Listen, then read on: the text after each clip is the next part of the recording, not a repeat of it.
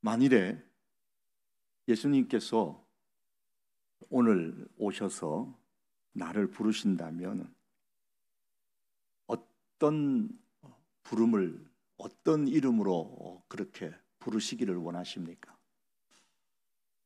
에베소서 말씀의 마지막에서 바울은 우리 그리스도인들을 가장 아름답게 부르고 있습니다.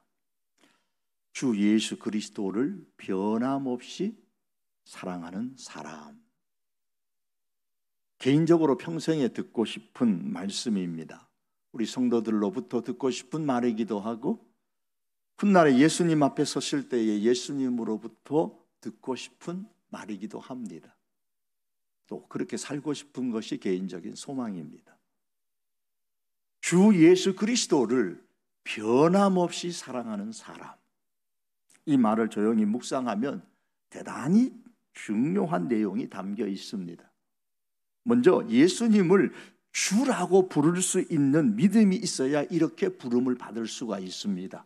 다시 말해서 예수님은 나의 주인이십니다. 내 인생의 주인입니다. 라는 고백을 할 수 있는 사람이 들을 수 있는 이름입니다. 또한 예수님을 그리스도라고 고백할 수 있는 믿음이 있어야 이렇게 들을 수가 있습니다. 부름을 받을 수 있습니다. 예수님만이 나의 구원자입니다 라고 고백할 수 있는 사람은 이렇게 부름을 받을 수가 있습니다. 또한 주 예수 그리스도를 변함없이 사랑하는 사람이 이렇게 부름을 받을 수 있습니다. 오늘 제가 강조하고 싶은 것은 마지막 세 번째입니다. 여러분, 주 예수 그리스도를 변함없이 사랑하는 분들이십니까? 주 예수 그리스도를 믿는 사람도 있고 주 예수 그리스도를 믿을 뿐만 아니라 사랑하는 사람도 있습니다. 그러나 주 예수 그리스도를 믿되 변함없이 사랑하는 사람이 이 시대에 필요합니다. 예수님을 주인으로 섬기는데 변함이 없는 사람이 필요하고 예수님을 구원자로 믿고 사랑하는데 변함이 없는 사람이 이 시대에 필요합니다. 이 변함이 없다라는 말은 썩지 않는다, 부패하지 않는다, 변질되지 않는다라는 의미를 갖고 있습니다. 마가 요한이라는 사람은 복음에 대한 열정을 품고서 바울과 바나바가 떠난 선교 여행에 나도 가겠다고 함께 동행을 했습니다. 그런데 중간에 너무 힘들어요. 그러다 보니까 주님에 대한 사랑이 변했습니다. 중간에 포기하고 말았습니다. 대마라는 사람은 바울과 함께 하나님의 일에 참여한 동역자였습니다. 그런데 중간에 세상이 너무 좋아 보여요. 그래서 그 세상의 유혹에 넘어가서 예수님에 대한 사랑이 그만 썩어버렸습니다. 그래서 세상으로 가버렸습니다. 예수님의 제자였던 가룟 유다는 어떻습니까? 돈 때문에, 그 돈 때문에 예수님에 대한 사랑이 썩어 변질되고 결국 그 돈으로 예수님을 팔았습니다. 이런 사람들이 오늘날에도 많지요. 그러나 이와 반면에 이런 사람도 있습니다. 존 파이프가 쓴 인생의 영웅들이라는 책에 보면 3명의 사람을 소개하고 있는데 그 중에 한 사람이 우리가 종종 들었던 영국의 윌리엄 윌버포스라는 사람입니다. 28살에 영국의 하원 의원이 된 정치인인데 그는 그의 일기장에 이렇게 썼습니다. 전능하신 하나님께서는 내 앞에 2가지 큰 목표를 두셨다. 하나는 노예 무역을 폐지하는 것이고 다른 하나는 노예 제도의 관습을 개혁하는 것이다. 윌버포스는 이 2가지 목표를 위하여 정치를 했습니다. 그의 정치 활동으로 인해서 1807년에 드디어 노예 무역 폐지에 관한 법이 통과되었고 1833년에는 영국에서 노예 제도가 폐지되었습니다. 노예 제도가 폐지될 때까지 50년의 긴 기간 동안 많은 반대의 환경이 있었지만 굴복하지 아니하고 인내하면서 이를 위해 정치인으로 활동을 했습니다. 이것은 기독 정치인으로서 예수 그리스도를 변함없이 사랑했기에 이룰 수 있었던 결과였습니다. 바울 역시 주 예수 그리스도를 변함없이 사랑했습니다. 에베소서 3장 1절에 보면 그리스도 예수의 일로 내가 갇혔다고 했고, 4장 1절에서도 주 안에서 갇힌 나라고 표현을 했고, 오늘 본문 바로 앞에 나오는 4장 20절에 보시면 내가 쇠사슬의 매인 사신이 되었다라고 했습니다. 내가 예수님 때문에 감옥에 갇혔습니다. 내가 예수님의 일로 쇠사슬에 매였습니다 라는 바울의 고백입니다. 하지만 그럼에도 바울은 여전히 그리스도를 변함없이 사랑했습니다. 그 사랑이 역경의 환경 속에서도 썩지 않았고 변질되지 않았습니다. 사랑하는 성도 여러분, 주 예수 그리스도를 변함없이 사랑하는 우리들이 될 수 있기를 원합니다. 예수님에 대한 우리의 사랑이 세상 때문에, 역경의 환경으로 말미암아, 혹은 장기간의 코로나19로 인해서 부패하여지지 말고 변질되지 않기를 바랍니다.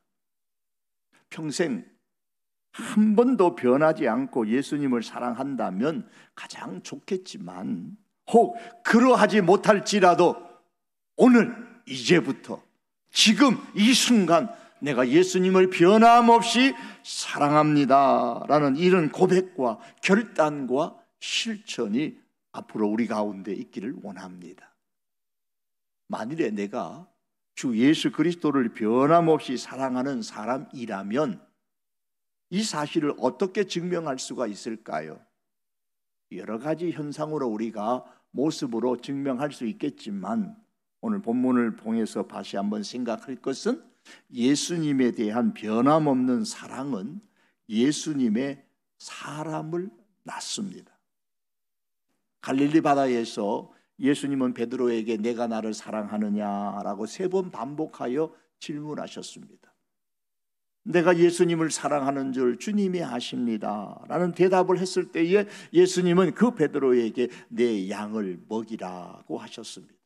자, 이 말씀에 의하면 어떤 사람이 양을 먹일 자격이 있습니까? 예수님을 사랑하는 사람입니다. 예수 그리스도에 대한 변함없는 사랑은 예수 그리스도의 사람을 낳습니다. 예수 그리스도의 양을 낳습니다. 예수님께서 이것을 아시기에 내 양을 먹이라고 말씀하시기 전에 내가 나를 사랑하느냐고 물으셨던 겁니다. 다시 한번 말씀드립니다. 예수 그리스도에 대한 변함없는 사랑은 예수 그리스도의 사람을 낳습니다. 예컨대 바나바는 예수 그리스도에 대한 변함없는 사랑을 품은 사람이었는데 그 결과 바울이라는 아주 예수님을 잘 믿는 사람을 낳았어요. 또한 마가 요한이라는 예수님의 아주 좋은 사람을 낳았습니다. 한때에 선교하는 것이 힘들다고 돌아갔던 포기했던 마가 요한이었지만은 바나바는 끝까지 그를 품어주고 돌봄으로써 그가 좋은 예수님의 사람이 되도록 만들었습니다. 바울 역시도 예수님에 대한 변함없는 사랑을 품은 사람이었습니다. 그 결과 디모데라는 좋은 예수님의 사람을 낳았고 디도라는 사람을 낳았고 오늘 본문의 말씀에 두기고라는 진실한 예수님의 사람을 낳았습니다. 본문 21절에 보면 두기고는 사랑을 받는 형제요 주 안에서 진실한 일꾼이라고 했습니다. 예수님에 대한 변함없는 바울의 사랑이 사랑받는 형제 진실한 일꾼인 두기고를 낳았다라는 겁니다. 또한 바울은 그 예수님에 대한 변함없는 사랑을 품고 있었기에 그 사랑으로 에베소 교회 성도들을 변함없이 사랑했습니다. 바울이 두기고를 에베소 교회에 보냈습니다. 왜냐하면 에베소 교인들이 걱정을 하고 있거든요. 내 대해서 걱정하지 말아라. 그래서 자신의 그 상황, 자신의 심정을 그들에게 알려주려고, 그래서 걱정하는 에베소 교인들의 마음을 위로하기 위하여 오늘 21절과 22절에 그 말씀이 나옵니다. 위로하기 위하여서 두기고를 그들에게 보내었습니다. 이것은 에베소 교회 교인들을 향한 바울의 사랑의 마음을 드러내고 있는 것입니다. 또한 바울은 에베소서를 마지막 마치면서 23절과 24절에 보면 에베소 교회 성도들에게 평안과 믿음을 겸한 사랑이 있기를 축복을 하고, 또 마지막 24절에 가면 에베소 교회 성도들을 포함한 모든 믿는 자들에게 하나님의 은혜가 있기를 축복하는데, 여기에도 역시 에베소 교회 교인들을 사랑하는 바울의 마음이 담겨 있습니다. 그 결과 믿음의 역사와 사랑의 수고와 소망의 인내를 가진 에베소 교회 성도들을 낳았습니다.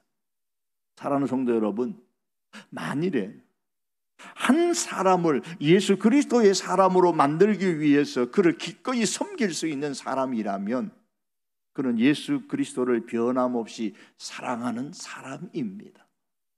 우리 교회 속에서도 그런 성도들을 제가 많이 보고 있습니다.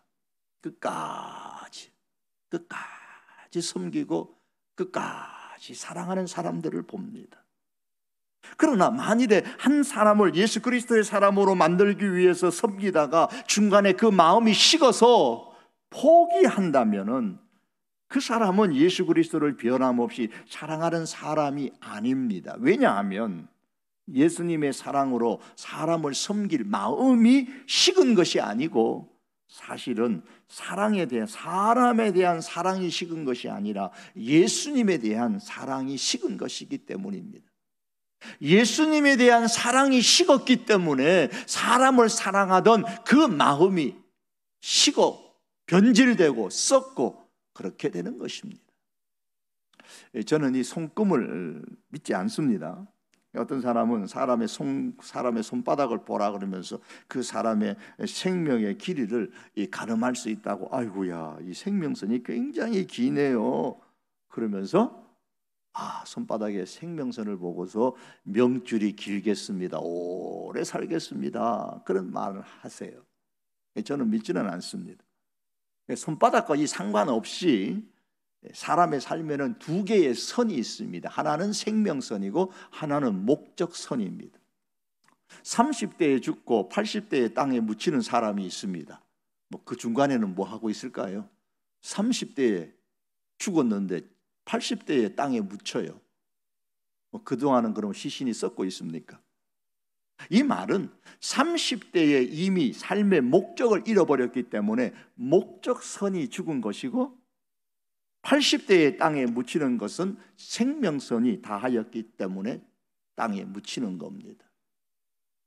사람이 비교적 젊을 때에 삶의 목적을 잃어버리는 데에는 두 가지의 정도의 이유가 있다고 합니다. 그 하나는 큰 상처입니다. 사업의 실패를 통해 상처를 받던, 사람의 관계 때문에 어떤 상처를 받던, 어떤 큰 사건을 통해서 받던 큰 상처가 그의 마음에 딱 들어오면 그것 때문에 인생의 경주에서 자신이 낙오되었다고 생각하는 사람들이 있습니다. 이런 사람은 곁에서 섬기고 돌봐주는 사람이 없을 경우에는 깊은 나락으로 떨어지기가 매우 쉽습니다. 폐인이 되거나 아니면 향락에 빠지거나 아니면 자살을 하거나 등등의 모습으로 전락될 가능성이 매우 높습니다. 사람으로부터 삶의 목적을 빼앗아 버리는 또 한 가지는 갑자기 벼락 성공을 하는 것입니다. 청나라 시대의 학자인 정의라는 사람은 사람의 세 가지 불행을 얘기했는데 그 첫 번째가 소년 등과라, 그렇게 말했습니다. 즉 다시 말하면 어린 시절에, 어린 나이에 너무 빨리 과거에 급제하여 일찍 출세를 하면 교만해지고 그 교만함이 결국 인생을 불행으로 인도할 수 있다 그럽니다. 요즘 좀 젊은 층에 속하는 분들이 젊을 때에 한바탕 대박을 터뜨려 큰 돈을 벌고 그 다음부터는 인생을 룰룰루 좀 이렇게 편하게 놀면서 인생을 즐기고 살고 싶다라는 그런 풍조가 오늘날의 젊은이들 가운데 많이 있다는 이야기를 들었습니다. 대단히 위험한 생각입니다. 이와 마찬가지로 갑자기 유명해지고 부자가 되고 자기가 계획한 바를 일찍이 달성한 사람은 어느 날 갑자기 일어난 그 성공으로 인해서 삶의 목적이 사라지게 됩니다. 그 결과 삶 전체가 흔들리는 경우가 매우 많습니다. 갑자기 큰 벼락 성공을 하는 사람은 자신이 원하는 그러한 삶을 얻을 수 있을런지는 모르지만 자신의 영혼의 그 생명력을 잃어버릴 가능성이 대단히 큽니다. 큰 상처를 입은 사람이든 혹은 큰 성공을 이룬 사람이든 그들 스스로에게 던져야 될 질문이 있습니다. 큰 상처를 입어서 내가 인생에 나고 자라고 스스로 생각이 들 때에 이런 질문을 던져야 됩니다. 하나님께서도 나를 나고자로 생각하실까? 하나님께서 나를 어떻게 생각하실까? 스스로에게 질문해야 됩니다. 또한 갑자기 큰 성공을 이루어졌을 때에 동일한 질문을 해야 됩니다. 큰 성공을 이루어서 다 이루었다고 스스로 자만하는 그때에 과연 하나님께서 나를 어떻게 생각하실까를 스스로에게 자문해 보아야 합니다. 그리고 자신의 상처를 하나님을 위한 의미 있는 삶으로 전환하는 기회로 삼을 수 있어야 되고, 혹은 자신의 성공을 하나님을 위한 의미 있는 삶으로 바꾸는 기회로 삼을 수 있어야 합니다. 만일에 그렇게 하지 않는다면 인생의 목적을 상실하고 자신의 영혼의 생명력을 잃어버린 채 사람이 아닌 짐승처럼 그의 삶이 나락으로 떨어질 가능성이 있습니다. 아무튼 이렇게 사람이 살다가 큰 상처로 인하여서 스스로 나고자라고 생각하는 사람이 있는 반면에 큰 성공으로 인하여서 더 이상 더 나은 삶의 목적을 설정하지 못한 채 목적 없이 인생을 방황하는 사람들이 있습니다. 이럴 때에 누군가가 그 곁에서 그를 예수 그리스도를 변함없이 사랑하는 마음으로 돌봐줄 수 있다면 그런 인생의 수렁에 빠지지 아니하고 곁길로 빠지지 아니하고 건강하게 인생을 살아갈 수 있습니다. 그러나 그러한 모든 사람들을 내가 다 개인적으로 돌봐줄 수는 없는 것이 현실적인 일입니다. 하지만 그렇다고 해서 우리 성도가 누군가를 섬기고 돌봐주어야 하는 이 책임은 결코 포기해서는 안 되는 일입니다. 한 사람이 해변을 걷다가 아주 불쌍한 광경을 보았습니다. 수천 마리의 그 불가사리가 바다에 밀려 모래사장에 올라왔는데 어찌된 일인지 뜨거운 햇빛에 한 마리 한 마리씩 말라서 죽어가고 있는 것이었습니다. 그래서 그 사람은 그 해변가로 내려가서 한 마리를 집어서 바다로 던져 넣었습니다.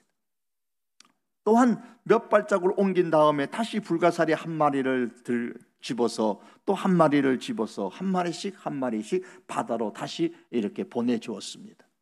그때 어떤 사람이 다가와서 이 사람의 하는 이상한 행동을 보고 이렇게 말했습니다. 왜 그런 행동을 하고 계십니까? 왜 그렇게 합니까? 그러니까 이 사람이 대답하기를 불가사리를 구하기 위해서입니다 그랬어요. 그러자 처음에 이 사람이 웃었어요. 해변에 널린 그 수천 마리 불가사리 있는데 언제 그 한 마리를 한 마리씩 한 마리씩 바다에다 던지겠느냐고 조소 섞인 목소리로 이야기를 했습니다. 왜 그런 성가신 행동을 합니까? 왜 그렇게 하찮은 일을 합니까? 왜 그렇게 엉뚱한 일을 합니까? 그렇다고 해서 달라지는 게 뭐가 있어요? 그러나 이 사람은 그런 말을 듣고도 계속해서 불가사리를 한 마리 집어서 바다로 던져 넣었습니다. 그는 불가사리가 파도에 휩쓸려서 이제 바다 속으로 사라지는 것을 보면서 뒤돌아서서 이렇게 얘기했습니다. 저놈에게는 분명히 달라진 게 있지요. 다 다는 아닐지라도 내가 집어서 저 바다에 던져 바다 속으로 들어간 저 불가사리에게는 분명히 달라진 게 있지요. 이 세상에는 돌보아야 할 사람들이 대단히 많습니다. 그리고 우리 교회 안에도 우리가 관심을 가져야 할 사람들이 많습니다. 그러나 그 많은 사람들을 나 혼자서 다 관심을 가지고 돌봐준다는 것은 매우 현실적으로 어렵습니다. 하나님은 세상 모두에게 관심이 있으시지만 우리에게 개인적으로 그 모든 사람들을 다 돌보라고 우리에게 요구하지는 않으십니다. 세상 전체를 구원하고 세상 모든 사람을 돌보시는 것은 우리의 일이 아니라 하나님이 하실 일입니다. 다만 우리의 일은 주 예수 그리스도를 변함없이 사랑하는 그 마음을 가지고 내 손이 닿는 그 사람을 돌보는데 최선을 다하는 것입니다. 그러면 그 사람에게는 의미 있는 삶이 되는 거예요. 그래서 주 예수 그리스도를 변함없이 사랑하는 또 다른 사람을 만드는 것이 오늘날 우리 그리스도인들이 해야 할 가장 중요한 일입니다. 왜 그렇게 해야 됩니까? 주님께서 나를 그렇게 돌보시고 나를 위하여 그렇게 섬겨 생명 바쳐 주셨기 때문에 우리가 구원받았습니다. 그러기에 우리 또한 그렇게 돌보고 섬겨야 하는 것입니다. 이것이 인생의 가장 가치 있는 일입니다. 사랑하는 성도 여러분, 주 예수 그리스도를 변함없이 사랑할 수 있기를 바랍니다. 그리고 나처럼 그렇게 변함없이 예수님을 사랑하는 사람을 만드는 데에 우리가 힘을 쓰십시다. 이를 위해서 돌보는 사역, 섬기는 사역을 하십시다. 이것이 목양입니다. 목양이라는 말은 목사만이 하는 사역이 아닙니다. 양을 돌본다, 목사만이 하는 사역이 아닙니다. 예수 그리스도를 변함없이 사랑하는 모든 사람들에게 주어진 사명이요 책임입니다. 그렇다면 여러분은 목양하는 분들입니까? 아니면 목양의 대상이 되는 사람입니까? 지금은 목양의 대상이 되는 사람일지라도 나도 언젠가 목양하는 사람이 되고 싶다라는 소망을 품으십시오. 그리고 그렇게 될 수 있도록 훈련하시기를 바랍니다. 목사든 성도든 우리는 모두 하나님의 돌보심을 받은 사람들입니다. 동시에 또한 목양의 비전을 품어야 하는 그런 사람들입니다. 목양의 비전을 우리가 함께 가지고 신앙생활하는 우리 성도교회에 온 가족들이 될 수 있기를 바랍니다. 사랑하는 성도 여러분, 무엇이 나로 하여금 다른 사람을 돌보지 못하도록 방해하고 있습니까? 다른 사람을 돌보는데 나는 아직 부족해 라고 생각하십니까? 그렇다면 나는 아직 돌보는 수준의 사람이 못돼, 나는 부족해 라는 사람이 계신다면 여러분 먼저 가정 공동체에 등록하고 참여하여서 돌봄을 받으십시오. 우리 성도교회 가정 공동체는 돌봄을 받을 수 있는, 섬김을 받을 수 있는 가장 좋은 최적의 영적인 환경입니다. 이 가정 공동체에 들어가서 섬김을 받아보지 아니하고 우리 사이 성도교회는 정말로 섬기는 사람이 없고 사랑하는 사람이 없구나, 그렇게 판단하지 마시기를 바랍니다. 공동체 속에서 가장과 권속들이 여러분들을 돌봐줄 것입니다. 그리고 돌봄을 받은 것으로 만족하지 말고 영성의 훈련을 받으십시오. 돌봄을 받아본 사람은 다른 사람을 돌봐줄 수 있는 능력이 자신도 모르게 쌓이게 되는 거예요. 어떻게 내가 사람을 섬겨야 될까? 내가 어떻게 사람을 돌봐야 될까? 저절로 알게 됩니다. 왜요? 내가 돌봄을 받아봤기 때문에 아는 거예요. 내가 섬김을 받아봤기 때문에 내가 이렇게 섬김을 받고 내가 이렇게 돌봄을 받으니 내게 좋구나. 그러니 나도 그들에게 그래 이렇게 하면 되겠구나. 방법이 저절로 터득이 되는 겁니다. 거기에다가 영성 훈련까지 받게 되면 누군가로부터 돌봄을 받는 것보다 누군가를 돌봐준다는 것이 얼마나 더 큰 복인가, 얼마나 큰 행복인가를 깨닫게 됩니다. 그래서 기쁨으로 기꺼이 돌봄의 자리로 나갈 용기가 생기게 됩니다. 또한 무엇이 여러분으로 하여금 다른 사람을 돌보지 못하도록 합니까? 내 주변에 그 누구도 내게 와서 자기를 돌봐주세요 라고 말하는 사람이 없기 때문에 내가 지금 돌봐줄 누군가를 아직도 기다리고 있다고 생각하시는 분이 계십니까? 예수님께서는 가서 건물을 지어라 그렇게 말씀하지 않으셨습니다. 예수님께서는 가서 사람을 만들어라, 사람을 지어라 그렇게 말씀하셨습니다. 예수님께서는 가서 제자를 삼으라고 하셨습니다. 예수님의 사람, 예수님을 사랑하는 사람, 예수님을 변함없이 사랑하는 사람을 만들라고 하셨습니다. 사랑하는 성도 여러분, 그러므로 누군가가 내게 와서 나를 좀 돌봐주십시오 라고 말할 때까지 마냥 기다리지 마십시오. 우리 곁에 있는 누군가에게 먼저 가서 그를 돌봐주십시오. 관심을 주십시오.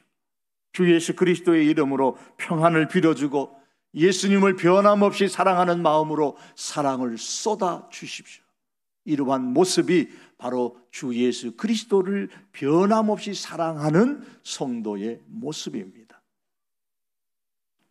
코로나로 감염된 교인이 요즘 이따금 생기는데 지난주간에 보니까 저도 소식을 들었어요. 어느 분이 차를 운전하고 먼 데까지 갔어요. 아마 1시간 가까이 이상 걸렸을 거예요. 가셔서 코로나 걸리신 그분의 문 앞에다가 과일을 갖다 놓고 위로하고 과일을 갖다 놓고 돌아오신 분이 계시더라고요. 가서 예수님에 대한 변함없는 사랑을 베푸십시오. 그러면 예수님의 사람을 낳습니다. 여러분, 세상에는 아주 작은 일이 세상의 역사를 바꾸는 경우가 많이 있듯이 영적인 일에는 한 사람을 목양하고 돌보고 섬기는 것이 대단히 중요합니다. 바울이 처음 예수님을 믿고 의기양양해서 예루살렘에 갔어요. 예루살렘에 가서 나도 사도들과 교인들과 함께 교제하리라, 사귀리라 그래서 갔는데 바울이 애썼는데도 아무도 바울과 교제하려고 하는 사람이 없어요. 이 교회에 딱 왔는데 아무도 나하고 아는 척 해주지 않고 교제하는 사람이 없어서, 나하고 사귀려고 하는 사람이 없어서 상처받고 실망받는 분들 종종 있잖아요. 그때에 바나바가 그 사울을 데리고 예수님의 제자들에게로 찾아갔어요. 이 바나바 좀 같이 사귀어주세요. 이 사울을 소개하고 교제할 수 있도록 해주었습니다. 그 결과 초대교회에 어떤 일이 일어났는지 성경은 이렇게 말씀합니다. 사울이 제자들과 함께 있어 예루살렘에 출입하며 좀 몇 절 내려가서 그리하여 온 유대와 갈릴리와 사마리아 교회가 평안하여 든든히 서가고 주를 경외함과 성령의 일으로 진행하여 수가 더 많아지니라. 한 사람을 예수님의 사람으로 만드는 것이 중요합니다. 한 사람을 예수님의 사람과 서로 교제하고 사귐이 있는 관계를 맺어주는 것이 중요합니다. 여러분, 내가 누군가 한 사람을 목양하는 일이 아주 작은 일이라고 생각하십니까? 결코 작은 일이 아닙니다. 그 일이 한 사람을 돌봐주고 멘토링하고 지속적인 관심을 가지고 돌보는 이 일이 한 사람의 인생을 바꿀 수 있고 그 한 사람으로 말미암아 교회가 든든하게 설 수 있고 교회가 바뀔 수 있고 역사가 바뀔 수 있습니다. 그러므로 사랑하는 성도 여러분, 예수 그리스도를 변함없이 사랑하십니까?